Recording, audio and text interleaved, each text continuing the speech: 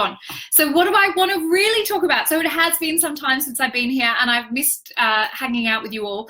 And one of the questions that came up from Shannon Routledge somewhere in the last couple of weeks was in reference to this phrase that I use, consciousness encoding.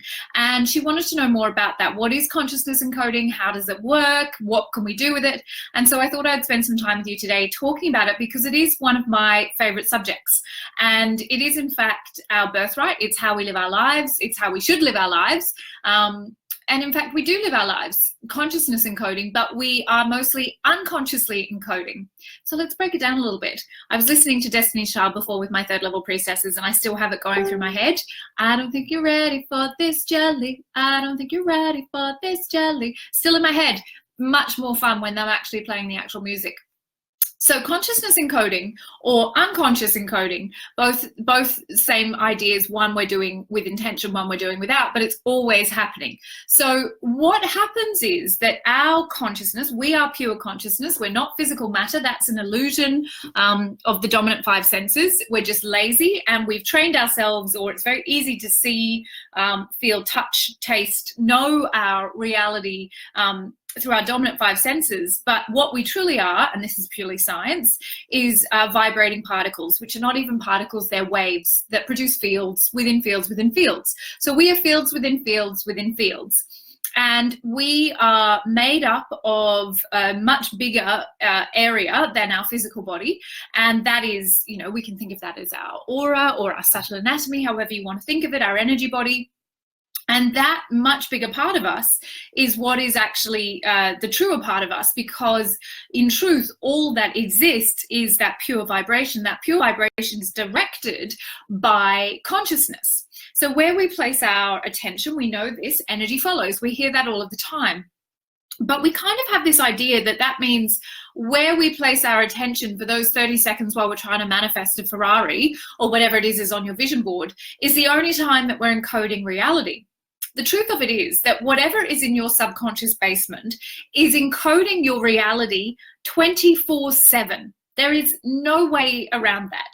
You are not building your reality by your conscious thought, but your unmet subconscious thoughts.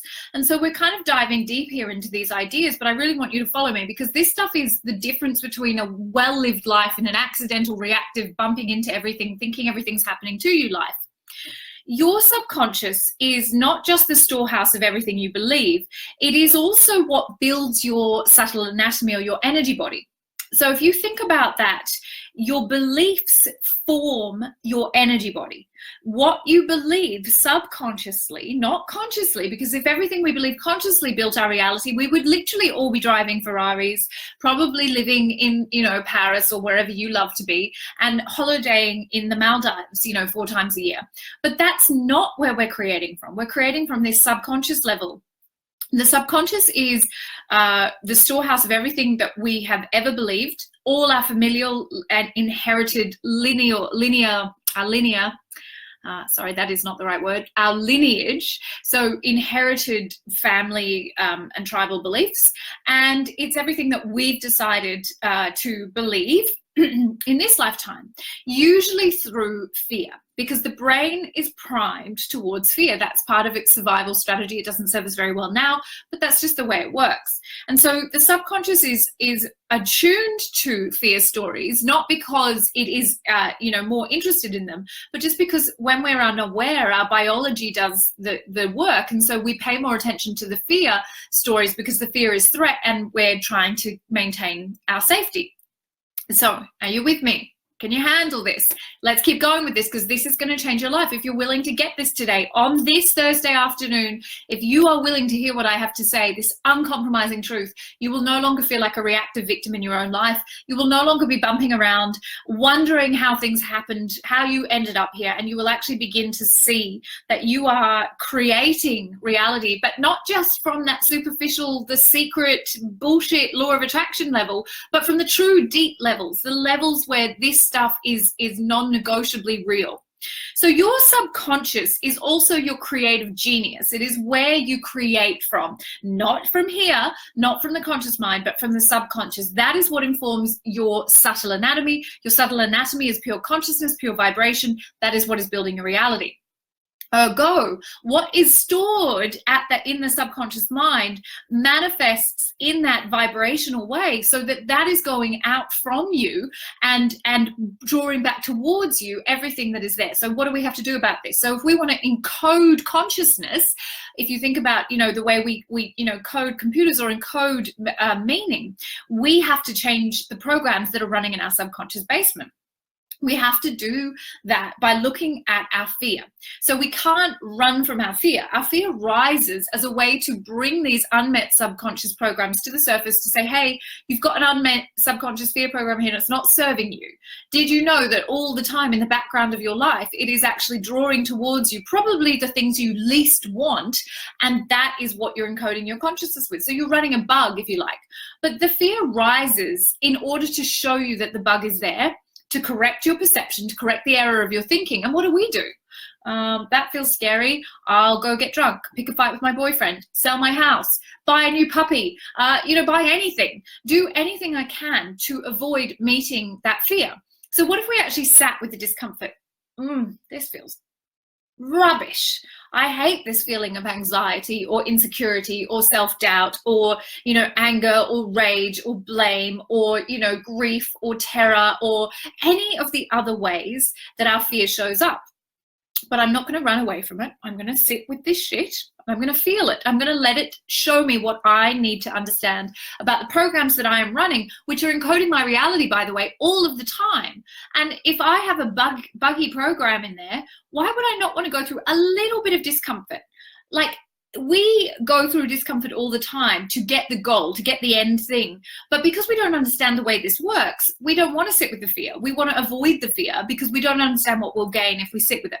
So fear is a friendly ally that's saying, hey, you're running a buggy program in your subconscious. Your subconscious is building your reality. Would you like to change that? And instead of running away from it, we're like, done. I want to sit with this fear. I want to investigate it. We use our tools like tapping. We use our tools like the micro method. We get curious about our fear, but we don't get so curious that we start to make it our identity. Okay, so here's the other side of what we can do. We become so enamored with our darkness, with our shadow, that instead of moving it along using the energetic tools that we know, we don't gain the wisdom from it and then transmute it. We build an identity around it.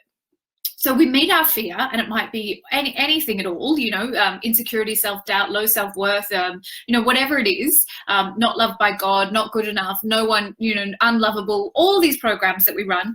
And instead of saying, oh, I have this fear of not being loved, and then just making that your identity and the lead story and everything you tell, and then you're even more actively consciousness encoding from that paradigm, you meet that, okay, I need to understand the meaning of this fear that I am not loved, not the cause. That's how we become enamored with the darkness. We go looking for the cause. We go running.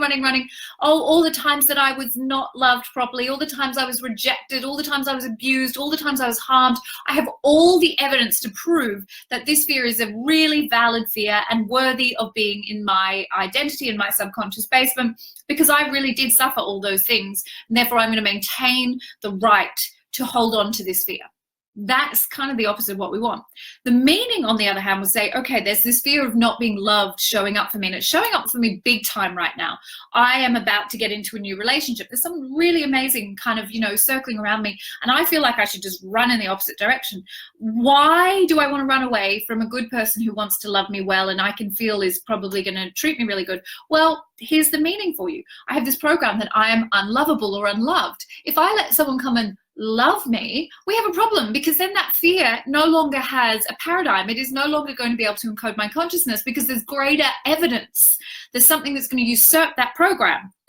And the ego will mess all kinds of good things up in order to keep you away from your truth, which is you are pure, unlimited consciousness who has the capacity to encode a miraculous reality all of the time if you so choose to do so. Suffering is not an obligation to get closer to God. You do not have to suffer.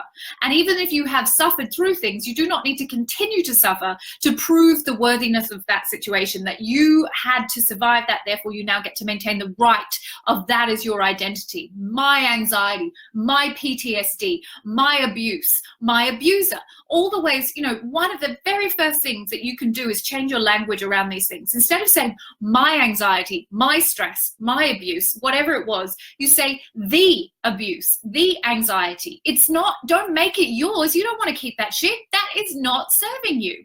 But we're also not trying to put a happy band-aid over it. I'm not saying avoid it. I'm saying sit with it. Find the meaning. How is this showing up for you today? I'm running a program that says I'm unlovable and I want to build a reality based on love. I have to meet this fear. This is the meaning. It is showing up for me today to say, hey, Ricky, you want more for yourself. You've got a buggy program. Let's go and work on using our tools, which is about changing our vibration. Remember, we're not solid matter. These things don't sit actually physically inside of you. Nothing is physical. Everything is energy, okay? So this is very, very important for us to understand the paradigm from which I'm speaking. Everything is energy. So, oh, someone's at the front door. Hold on, it might be my kids breaking in. So it's vital. Let me just check. Hold on a second.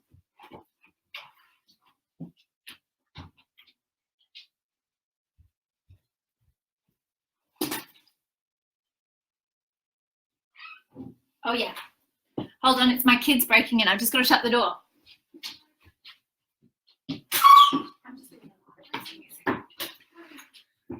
Okay, I'm back. I'm on a roll, but I'm back. They're home. So it is, you know, what we're looking at here is the truth that we are but a vibration. We are not solid matter, and therefore everything is changeable if we're willing to look from that paradigm. If we're not willing to look at that paradigm, then I sound like a crazy woman, and nothing I'm saying is going to make sense to you. So come back when you're ready to accept the truth that science has been showing us for 100 years, and ancient traditions have been showing us for thousands of years, that we are but a vibration. And if we are but a vibration, then what affects change at the level of vibration is change in the feeling state. You know, the feeling state is that bridge between the physical and the non-physical, or the local and the non-local. So we don't have to band-aid over at all what we have endured and what we've experienced, but we have to recognize that it is changeable. It's a spectrum of experience, and we get to change our perception of what occurred. Everything is always working on our behalf, even if we do not understand from this particular paradigm. So we have to cultivate a feeling state, and this is using Dr. Joe's terminology, that is greater than external evidence would suggest. And when we get good at doing that, that has got nothing to do with band-aiding over or trying to cover up or bypassing what we've experienced. It's about recognizing the truth that the fear shows up not to become part of our identity, but as a way to show us that we're running a buggy program, and that if we want to change that program and therefore change our reality and encode consciousness from a much higher place, which is that place of pure, unlimited love, then this is the work we have to do.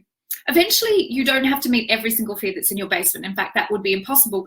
What you do is you create a permanent shift from fear to love in all of your systems, your neurological systems, your chemical systems, your hormonal systems, your biological systems.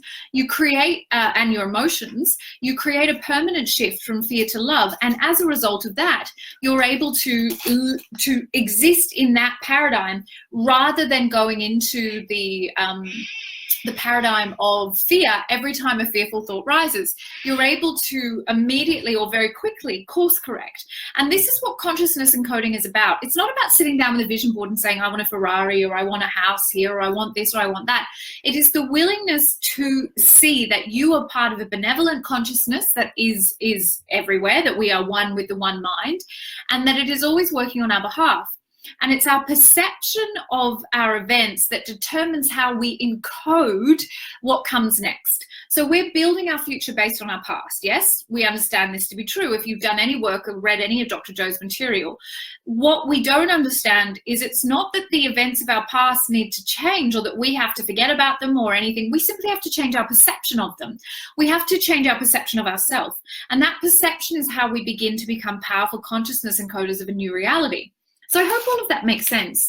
Ooh, Banjo Bears just arrived on my desk. This is another product placement I'm also not getting paid for, but I love them. They're not vegan, unfortunately, so I can't eat those ones, but they are amazing. So there's a lot in that, and it went a lot deeper than I was expecting, but I hope that you have, you know, been able to kind of wrap your brains around that. It's really good for us to hear this stuff a lot, because it is the true nature of what we are, and unless we're willing to keep meeting this content, meeting these ideas again and again and again, we'll go back to being addicted to the dominant 5 senses, and to thinking in 3D, thinking at the level of form.